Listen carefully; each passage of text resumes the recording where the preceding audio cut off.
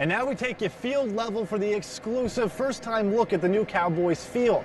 Something so exciting even the team owner showed up for. Hey, Jerry! So kind of bittersweet win for the Aggies tonight. They both win on the scoreboard, but lose a couple of crucial players in the process. Woo! Talk about the need for speed. You can do certain things out here on the track you just can't do out on the street. It was easy to find a seat just minutes before a game down here in the lower section. But now you'd be hard-pressed to find a seat just even way up here. Hey, George. Hey, good to see you. Hey, where's your gear at, man? What are you wearing? This is Texas. We don't wear ski gear here in Texas. Power one. And Aggie fans need not worry. With just over a minute to go and the game on the line, Tyler White stepped up and made the biggest basket in A&M basketball program history. Closer look down below, and you'll see where the action's really at. You guys ready?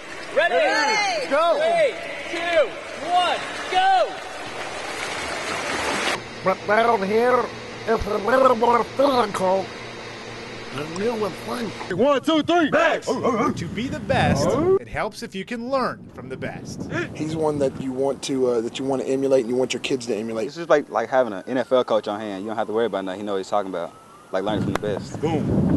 Come on through. Didn't know a former football and baseball star was now coaching football at Waco High? Don't worry, some of his own players didn't either. He really hadn't told us much. I mean, like, the past is the past. Why worry about it? I played college football, and I was drafted by the Rangers, drafted by the Cowboys. For me, I don't ever really talk about that when I come out there with these guys because it's in the past, and my focus is on them. Running backs coach Donald Harris is an accomplished man. After 2 years at Texas Tech, Harris was drafted by the Texas Rangers in 1989, and just 3 years later in the NFL with the Dallas Cowboys. Well, I think the biggest thing for me was my work ethic, how hard I played. I loved the game, just being humble. It's easy to get lost in Harris's accomplishments. It's cool, you know, you want an autograph and everything, you want a card, you know, just be around somebody that popular. But Harris would argue you're missing what matters most. My greatest accomplishment was not being drafted and playing with Nolan Ryan. My greatest accomplishment was graduating from college when I was at the age of 37. That was the greatest thing that ever could have happened to me. Harris left the professional sports world 3 years after he began. Now he's teaching kids that nothing in sports lasts forever. Things that I didn't take advantage of, I try to share that with these guys. Go out there, hit the weights, be the class on time. Just take advantage of every opportunity you have. It's not going to last forever. He always working us hard. He always going to be on us, telling us what's right, what we need to do. Let's go, man. Hurry up. Let's go. School come before this, so, yeah, basically that's it. In Waco, I'm Jeff McAdam from News Channel 25 Sports. Nights like tonight sure are exciting, but there's always a downside too. By the end of tonight, one team and their fans will have to say goodbye to its seniors. For Baylor, that could be Melissa Jones. It seemed like just yesterday I was going through my first workout with the team and wanting to cry and go home. And now being a senior and just knowing that any game could be our last is just is crazy to fathom. It's been a great 4 years. Over time, she's turned into a fan and coach's favorite. And you only have as far back as the Oklahoma game when they all thought they might lose her for good to find that reminder. I just remember going for it and knowing that I hit my head pretty hard. Everything just started to fade black, and I thought maybe it just gotten really hard, and I was just trying to open my eye, and I physically still couldn't see out of it, and I was like, well, it's not swollen shut, and that's when that moment I was like, something's wrong. The optic nerve is also responsible for sending those same signals that help to see vision, to see shapes, to see light. That right now is not working. Kids aren't supposed to have those kind of injuries in basketball. I've seen her take worse licks.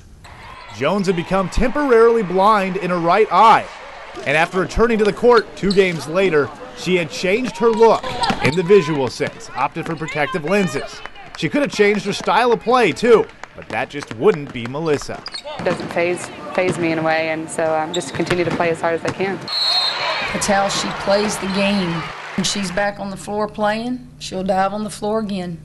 Her coach was right, and on the biggest stage of the season Sunday, she reminded her fans and her teammates that she never holds back. She sacrifices her body. It's been a feel-good story.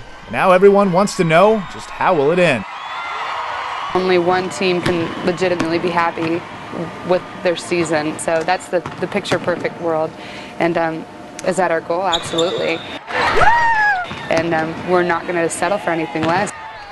All right, we'll obviously have more on that season, and hopefully Baylor can extend it. We'll have that for you later on tonight at 10. Thanks for watching. We got a kind of a special story down here. Let's see if we can find somebody to talk to. Hey, Grandpa. Hey, come here. Come here. Moving at a fast pace with high endurance and tons of agility, this old timer is turning back the clock. I'm 89. I feel like I'm 16. No, I feel pretty good inside. The Fort Worth resident is a 5-time world champion and a 7-time national champion. And in case you were wondering, he really is my grandpa. And while he may not be the youngest or fastest player on the court these days, he sure knows how to draw a crowd. It's just encouraging. It's uplifting. It's just wonderful. Everybody loves to watch them, even though it's not, kill, shoot, racquetball. And it was just 2 years ago that McAdam had decided to walk away from the game and enjoy a quieter retirement. But like any true competitor, he couldn't stay away from the game forever. Oh, I love the game. The game is fun, and it keeps me in good health, and it helps me maintain my mobility and all my. It's a lot of fun. And now back in the court, taking another swing at a national title. Good luck, Dad. Get the first point. His strategy was simple. Hit the ball. That's all I want to do is hit the ball. Typically, it ain't exactly your grandfather's sport. But McAdam's proving that maybe it should be. I'm Jeff McAdam for News Channel 25 Sports. This just coming in from the AP in regards to the NFL lockout. A federal judge has sided with the NFL players and has granted a preliminary injunction to lift the lockout that was imposed by the league owners back on March 11th. Byron, hate to break it to you, you can't get 400 in bowling. Suspicious. You're suspect. All right. Led by Hall of Fame and former Baylor linebacker Mike Singletary, the San Francisco 49ers had lofty goals heading into the season, mainly making the playoffs for the first time since 2002. But all that came to an end yesterday with the 25-17 loss to the St. Louis Rams. Good evening, Texas, and welcome to Sports in 3D. No, HD. What's the difference? Looks good to me. Well, on to the NFL draft. It's officially over. We all know Baylor and A&M had some pretty big days in the first day. 3 first-rounders between the two, but today Baylor added 2 more names to the draftee list. Hurley not only can pitch, also plays a little D, and apparently likes to throw his hands up in the air sometimes, saying, "Hey-o, get that out, yo." All right, well, the Dallas Mavericks, we do have that for you. Disappointing, unfortunate, unbelievable, and not in a good way. All these words accurately describing the Mavs. Obviously, you can tell how they did. They had a 23-point lead with 1:15 left in the third quarter. Brandon Roy, though, starting to catch fire in the fourth. He comes alive for 18 points in the fourth quarter. That was to pull them within 2 with just 2 minutes to go. Next possession, Roy, unconscious. Clear, a three-pointer, and the foul. Blazers tying things up. Roy again, he's a man, giving the Blazers the lead. They're going wild. Mavs would get a chance to wipe all these memories away at the buzzer off a Roy missed Jason Terry. No! Oh, man, a chance to win it. They blow it. Mavs lose 84-82. So today, a win against Missouri would give them a chance to break that drought. Tiger fans on hand, and Baylor fans too. No Lions. Oh, my. Bears already down 5-1 in the sixth. Josh Ludy trying to rally his guys, but Connor Mack, big-time catch, gets a high five and decides you get a ball and you get a ball. Everybody gets a ball. All right, top of the seventh, same score. Cal Tui, unimpressed by that catch. He decides to one-up it. He makes the catch and makes the throw, catches the base runner looking somewhere else. Baylor gets out of the inning, but fans can't watch the rest, and I don't blame them. Baylor unable to generate any offense, gives up 4 more runs eventually in the ninth. They drop it by a final score 10-1 to Missouri. Against Oklahoma State, it was a pitching duel early on. Danny Leal in the fourth inning in scoring position, looking to give the Bears the first score of the game. She'd round third, heading for home. Umpire, out. Almost punches her in the face. Take it easy, man. A local Central Texas native making history in the big leagues today. And better yet, it's for a local team. Good evening, Texas. Welcome to Sports. I'm Jeff McAdam. Texas Ranger reliever Arthur Rhodes. He's a local guy. Born here in Waco, he attended high school just down the street at La Vega.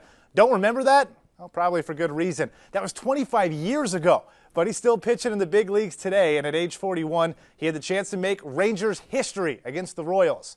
Rangers up 8-4 in the ninth, and they're watching their lead slip away with Michael Aviles at the plate. That's a 3-run blast. It cuts the lead to 8-7. This one far from over. Now the tying run comes to the plate.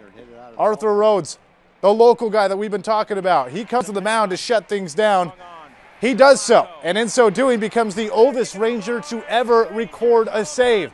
Gets the final out. Rangers take the win, 8-7. Danny Leal in the ninth inning, a chance to drive home the winning run. Jordan Veneta comes through there, and at the home plate, check out the umpire. Tuck and roll. Gotta love it. I am not feeling good. Hey, Jeff, come on in, take over for me, please. You don't look well. Get out of here. Get out. I'll take over. Yeah, speaking of not feeling well, the basketball players inside the Baylor locker room, they've gone mad in this month of March, and they got the symptoms to prove it. Like the flu. It's not fun. It's a rage, I guess. You know, you get the shaking, you get nervous, you get the jitters. It starts at the toes and goes to the hair. It makes you go crazy. It makes you look like the Mad Hatter from Alice in Wonderland. March Madness, it's so contagious, it's even got team doctors looking for it in the most obscure places. Sometimes we find it in the bottle. We really have to get rid of that March Madness. Oscar Griffin, he got it in his water bottle. Oscar Griffin, there he is. Camera on him. And no one's immune to the madness, not even play-by-play announcers. Into the paint, Epe Jones up and in with the jump shot. You got to be careful that the madness doesn't overtake you. You got to make sure you don't say Lace Darius Carter, and you got to make sure you don't say Epe Jones. You got to keep the names right. But is there a cure? For the answer to that question, we are now joined by the team doctor for both the New Orleans Saints and the Hornets, Doc Misty Surrey. Doc, can you tell us, is there a cure for this disease? Frankly, Jeff, the situation is not good. Despite all the advances in modern medicine, there is no cure. That's not what I want to hear, Doc. It's bad. Guys, Georgetown Lawson made me mad! Jeff, isn't that your sports director? Right you are, Doc, and how embarrassing. Texas A&M is the 2011 champion. Just a couple of weeks ago, you would have been hard-pressed to find anyone who believed this would be the outcome. The Aggies. The police escorts that we had were it's just something for movie stars. You just feel great about who you are. You're living in fantasy land. Even with the final minute fast approaching, fans watching here at Reed Arena knew a national championship at this point was anything but a given. Definitely really nervous. Everybody knows the Aggies have a reputation to disappoint sometimes. Tower 1. And Aggie fans need not worry. With just over a minute to go and the game on the line, Tyler White stepped up and made the biggest basket in A&M basketball program history. Oh, that was unbelievable. Yes, a three-pointer. She makes that, and the crowd at Reed here goes wild. And just seeing her nail that, and like the Reed Arena just went crazy, and we just all got up and just were cheering. It just kept floating in with prayer and a lot of hope it went in. For it to just go down in history in A&M is just real special for me. I mean, that was a huge three. I'm gonna call her clutch now. I mean, her three sealed the deal, and that's when we started celebrating, knowing that we were going to be national champions. Wednesday afternoon in front of thousands at Reed Arena, Aggie Nation got a chance to share in the celebration. It was a really cool experience. I got to take tons of pictures, enjoy the championship trophy. The videos were amazing and hilarious too, and it was just cool to be a part of the championship. It feels like I won the championship too. So the Aggies won the big dance. Speaking of dancing. Needs a little bit of work, but that's what practice is supposed to be about. So I'll be ready when my call-up for Dancing with Stars happens. But it's fun. Hey, I love the moment. I love the moment for the kids, but also love the moment for our fans.